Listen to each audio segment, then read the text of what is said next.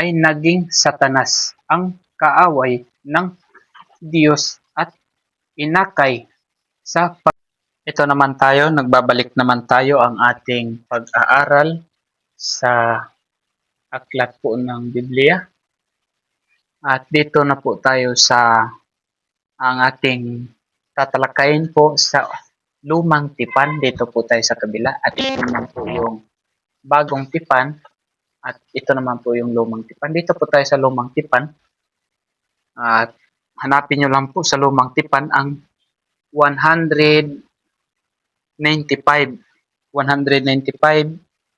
page yun po. Ito yung page at ito na po yung ating tatalakayin. Ano po yan, ito lahat ang ating saksihan kung ano po ang kasagutan at ito po ay salita ng Panginoong Diyos.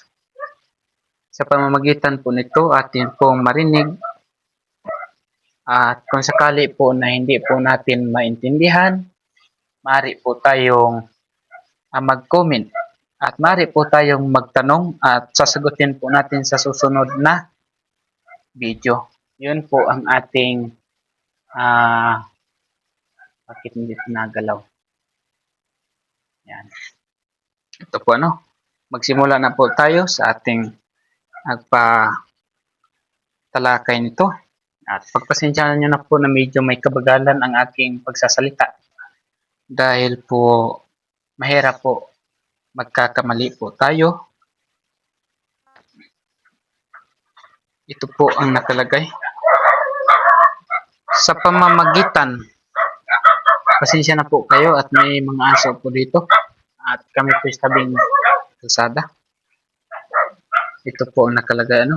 Sa pamamagitan ng banal na espiritu, sila ay nilalang para sa kaluwalhatian ng Diyos at tinawag upang mahalin siya at ang bawat isa at upang alagaan ang kanilang kapaligiran.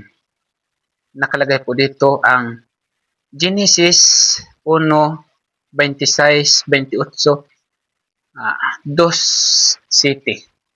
Nakalagay din po dito ang Awit 8:4-8, mga gawa 17:24-28, Genesis 3 ug Awit 51:5, Roma 5:12-17 o ikalawang Korinto 5:19-20, Awit 51, Jes unang John 4:7-8-11, 20, Genesis 2:15 o fundamental beliefs city. At dito na po tayo sa baba. Nakalagay po dito ang malaking tunggalian. Ito po ang malaking tunggalian. Ano po? Nakalagay po dito. Ang buong sangkatauhan ay sangkot ngayon sa isang malaking tunggalian sa pagitan ng Diyos at ni Satanas na may kinalaman sa karakter ng Diyos, ang kanyang kautusan at ang kanyang dakilang kapangyarihan sa buong sanlibutan. Ang paglalabag ito ay nagsimula sa langit ng ang isang nilalang na pinagkalooban ng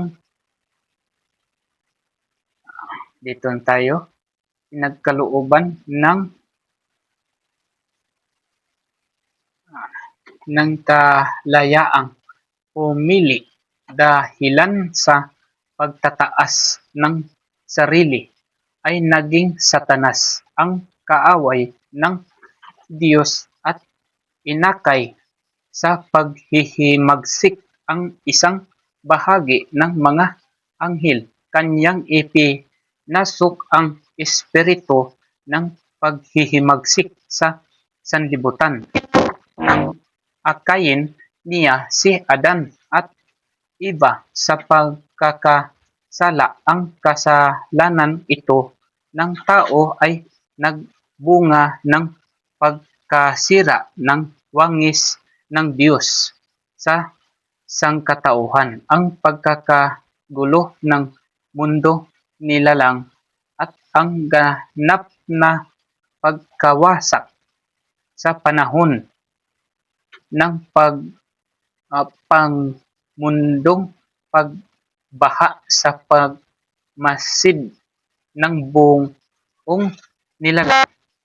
Ang mundong ito ay naging lugar ng pansanlibutan, paglalaban, at mula dito ang Diyos na pag-ibig ay mapapawalang sala upang matulungan ang kanyang bayan sa tunggalian. Ito ipinadadala ng Diyos ang banal na espiritu at ang mga tapat na anghel upang umakay, ipagsangkalang at alagaan sila sa daan ng kaligtasan. Apokalipsis. Ito na po, dito po natin matatagpuan. 12:4-9, isa 14:12-14, Ezekiel 28:12-18, Genesis 3, Roma 1:19-32, o 5:12-21, 8:19-22, Genesis 6 ngadto sa 6, ikalawang Pedro 3:6, unang Korinto 4:9, Hebreo 1:14. Fundamental Beliefs 8. Ito na po tayo at dito na po tayo sa baba na po. Na magguli na sa Petro. Sa buhay ni Kristo na ganap na pagsunod sa kalooban ng Diyos, ang kanyang paghihirap, kamatayan at pagkabuhay na maguli. Nalaan ang Diyos ng tanging paraan ng pagbabayad sa kasalanan ng tao upang ang mga tatanggap dito sa pamamagitan ng pananampalataya ay magkaroon ng buhay na walang hanggan at maunawaan mabuti ng buong nilalang ang di nagbabago at banal na pag-ibig ng manlalang. Ang sakdal na pagbabayad na ito ay nagpapatunay sa kabanalan ng kautusan ng Diyos at ang pagiging mapagbiyaya niyang karakter, sapagkat kapwa nito itinatakwil ang ating mga kasalanan at nang lalaan para sa ating kapatawaran. Ang kamatayan ni Kristo ay paghahalili at pagbabayad, pinagkakasunod at pinagbabago. Ang kamatayan ni Kristo ay nagpapahayag ng pagtatagumpay ng Diyos laban sa mga puwersa ng kasamaan at ang mga katanggap ng kabayaran ay may katiyakan sa kanilang paghuling pagtatagumpay laban sa kasalanan at kamatayan. Ipinahayag nito ang pagiging Diyos ni Jesus Kristo na sa harap niya ay luluhod ang lahat ng tuhod sa langit at sa lupa. John 3 ngadto sa 16 Isayas 53, Efeso 2:21-22, unang Korinto 53, 4:20-22, ikalawang Korinto 5:14-15, 19:21, Roma 1:4, 3:25, 4:25, 8:3, 4, unang John 2:2-4, 10, Colosas 2:15, Filipos 2:6-11, fundamental beliefs 9. Ito po ay dito po nagtatapos ang ating pagsaliksik po ng isang aklat na buo pong hilera ang ating pinagsaksihan. Ito po yun. Ito po ang ating binasa, ang buo po.